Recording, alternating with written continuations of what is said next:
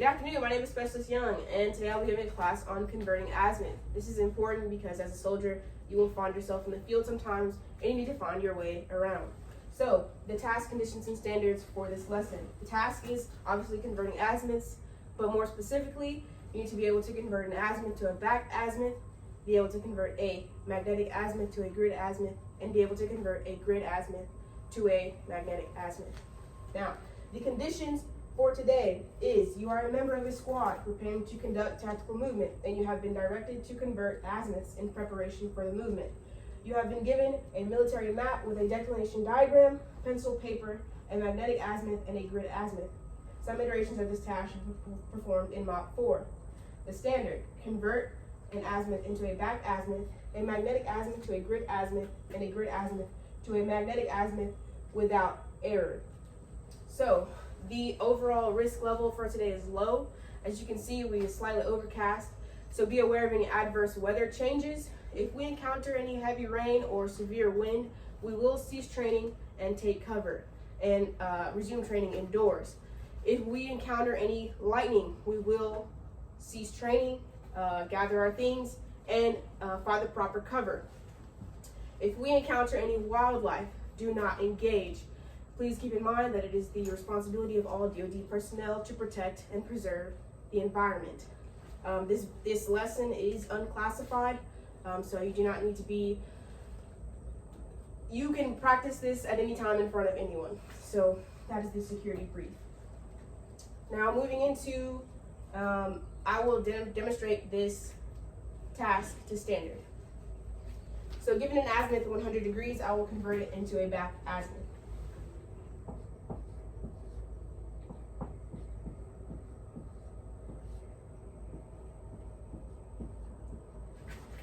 Okay, so given the grid azimuth of 120 degrees, I'll convert it into a magnetic azimuth.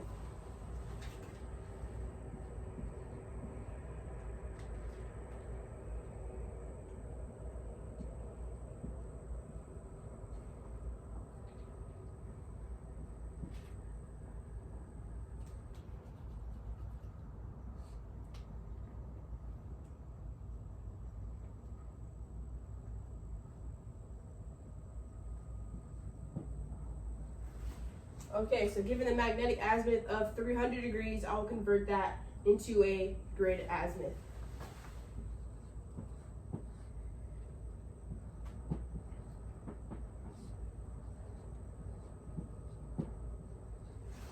Okay, so at this time, I'm going to explain to you how I got to these steps and what you need to do in order to replicate. So, in order to convert a back azimuth, the formula is if you have an azimuth that is 180 degrees or less, you will add 180 degrees. If you have an azimuth that is 180 degrees or more, you will subtract 180 degrees. As you see, the given azimuth was 100 degrees, which is less than 180, so I added 180 and I got to 280 degrees. Now, to convert a magnetic azimuth to a grid azimuth, first, you need to look at your declination diagram, which I have here. It's also found at the bottom of your map, but I have it drawn here a little bit larger just for instruction purposes. So, you need to first determine if you have an easterly or westerly GM angle. So, easterly, then your magnetic azimuth will be on the right side, or your magnetic north, as you were. Your magnetic north will be on the right side of grid north. Then you have an easterly angle. If you have it westerly, it will be on the left side of your grid north. And like I said, this is your declination diagram, which is located at the bottom of your map. This diagram will also show you the degree of your GM angle, which is important when calculating both magnetic and grid north. So, moving into the formula for converting magnetic to grid.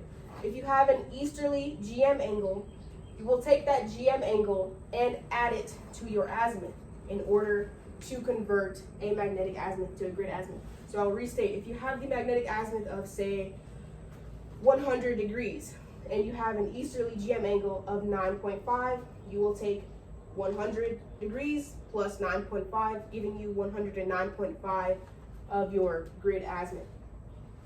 Now on the other side, to convert your grid azimuth into a magnetic azimuth, it's basically the other way, just backwards. So if you have an easterly GM angle, you will subtract that angle from your azimuth in order to get your magnetic azimuth. So at this time, we're gonna practice, and if you have any questions, please ask them. This is also the time to write down those formulas, because later on we will have an evaluation, and depending on whatever proficiency you score, you may need to encounter retraining, and retraining will be Friday at 1000 hours in the conference room. So at this time, we will start practicing for a couple of minutes.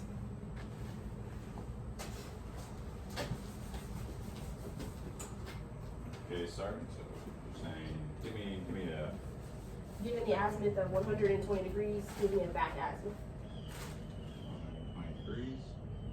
Give me a back azimuth. We're going to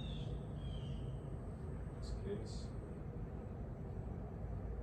So your back azimuth for 120 degrees would be 300 degrees. Correct. So given the magnetic azimuth of 200 degrees, and your GM angle is 9.5, as you see up there in that declination diagram. Go ahead and give me a grid azimuth. So 200 degrees. We have magnetic 9.5. We're doing magnetic, so it is going back. So that would be this. This.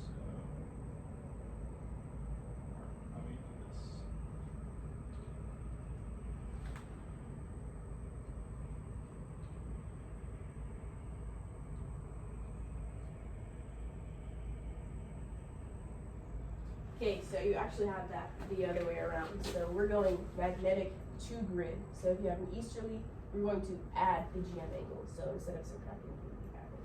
All right. So you're saying magnetic to grid, meaning we have our magnetic compass, just our regular compass. We got our compass angle, and we're putting it to the grid. So since we have mag on the right, or I should say is easterly, and we're giving you magnetic, I guess that's what I mean. You were given the magnetic angle of 200 degrees. Okay. And you need to convert this to grid. So the formula, if it's easterly, all you will do is take your magnetic azimuth and add your GM angle, which is 9.5. Okay, and that's just determined because you have your magnetic actually on the right side, Correct. easterly, aka. Correct. Okay, so we'll do plus 9.5. Like that. You're gonna have an angle of 209.5 degrees, Sergeant, for your magnetic, Correct. well, So- your grid. Right. So given the grid azimuth of 260 degrees, So 260 degrees, grid azimuth. and your GM angle is still 9.5, you're going to convert that into a magnetic azimuth. Keep in mind, it would just be the opposite of this. So basically, Awesome. Good. 260 degrees minus 9.5, that's going to be 250, yeah, 250.5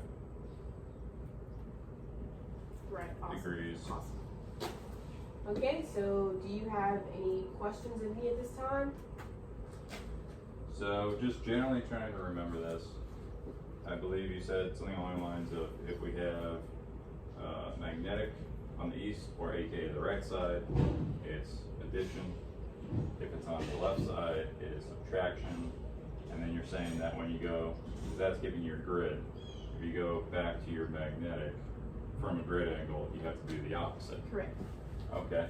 And we find this on all maps. Right, so this is your declination diagram, and it'll be at the bottom of your map. So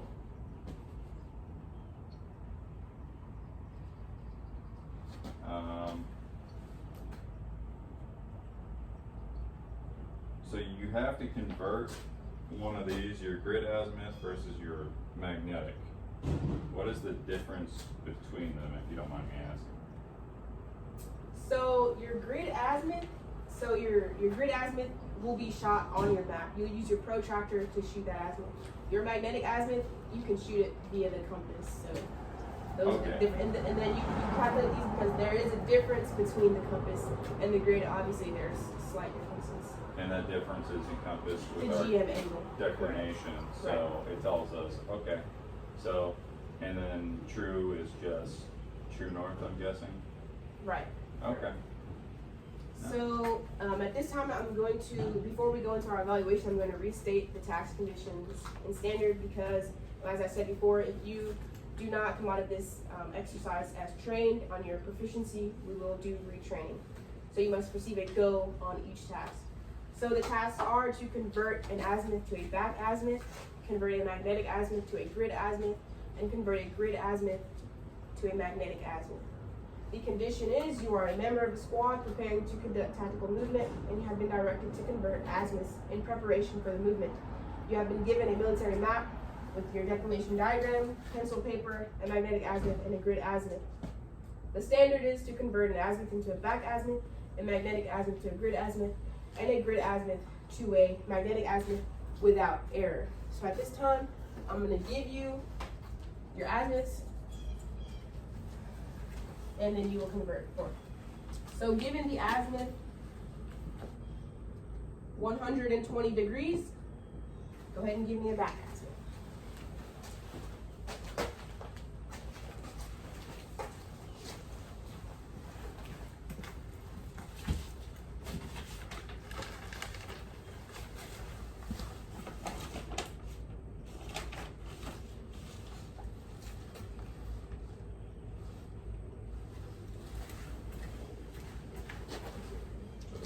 No.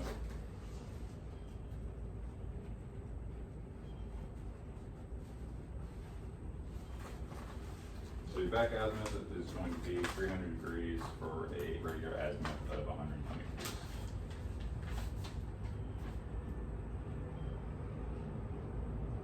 That's correct.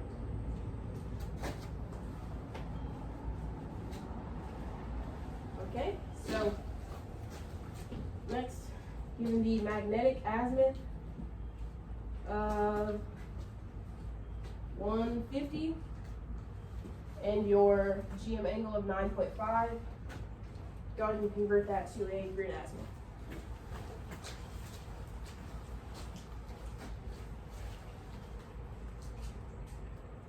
So.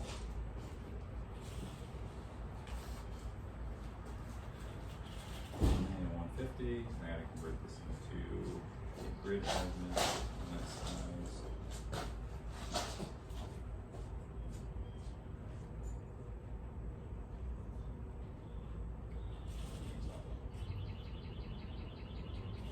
So your grid azimuth is going to be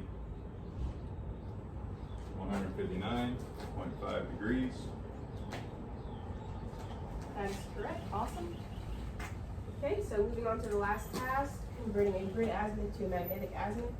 So given the grid azimuth of 320, go ahead and convert that to a magnetic azimuth. Grid azimuth 320. We're going grid to magnetic. So 22. Opposite.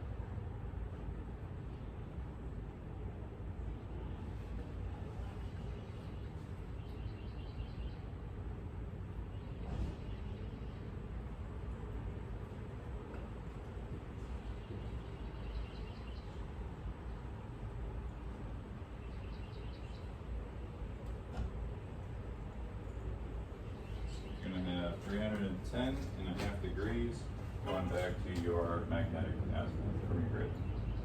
Okay. Alrighty. So you did pretty well. I'm gonna wait until the end to go and give you your task proficiency. If we don't need to do any retraining, I will say that. But you did pretty good. You used your formulas correctly. And at this time, we will go ahead and conduct an after action review. So what was supposed to happen today?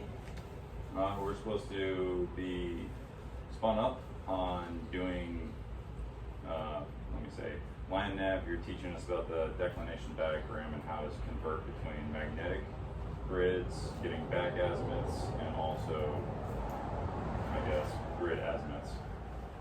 Okay, so what happened? You did train us on those following items. And do you have any sustainments and improvements? Sustainments, I would say continue to do broken down land navigation training like this. We don't touch it that often, so it's good to see just the declination diagram explained before you combine it with everything. And then improvement would be add on to this slowly and build up, adding actual use of compass and a map and starting to put on gear and doing that. Okay, so just to summarize, your sustainments was you liked how it was broken down, so you could focus on the specific explanations of like the declination diagram, and an improvement would be to maybe add on to it so you can like put everything together. Yes. Okay, good. At this time, I will just go over in the risk assessment. We didn't encounter any adverse weather or lightning or wildlife. However, if we did, the measures for that were to bring everything together and go inside and find cover and do not engage with any wildlife. So at this time, we're going to go ahead and close out our training site. So if you could just do a quick police call, pick up any paper or anything like that. Got that. Okay.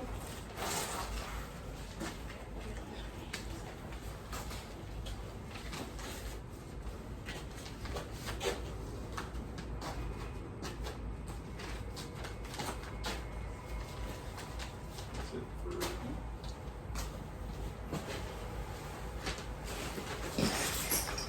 All right, and if we could just make sure that we account for any equipment that was used, any compasses or maps or anything of that nature, just to make sure that we have accountability of those things.